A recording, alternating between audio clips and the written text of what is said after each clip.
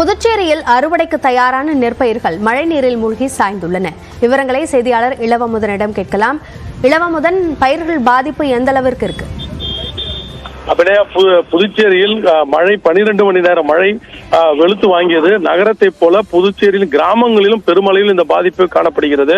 குறிப்பிட்டு சொல்ல வேண்டாம், அறுவடைக்கு இன்னும் சில நாட்களே உள்ள நிலையில் விளைநிலங்களில் பயிரிடப்பட்ட நெற்பயிர்கள், குறிப்பாக பொன்னி, பொன்மணி, பிடிபி போன்ற நெல் வகைகள் அறுவடைக்கு தயாராக இந்த நிலையில் அனைத்து விளைநிலங்களும் தற்பொழுது மழைநீர் தேங்கி இருக்கிறது.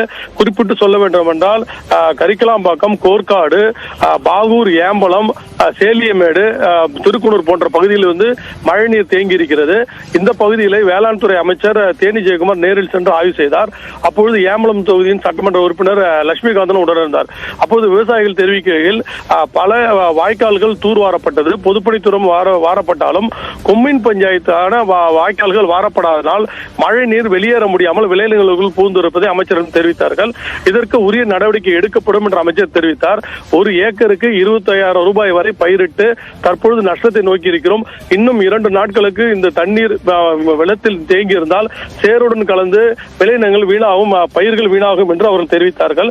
இதற்கு உரிய நஷ்ட ஈடு வழங்குவதற்கு அரசு நடவடிக்கை எடுக்கும் என்று அமைச்சர் உறுதியளித்து அங்கிருந்து புறப்பட்டார். புதுச்சேரியை பொறுத்தவரை பாகூர், திருக்குனூர், அரங்கனூர் போன்ற அனைத்து பகுதிகளிலும் விளைநிலங்களில் தண்ணீர் தேங்கி இருக்கிறது. ஏரியை ஒட்டியும் அதே மாதிரி வாய்க்காலை ஒட்டியுள்ள விளைநிலங்களுக்கு மழைநீர் தேங்கி இருக்கிறது.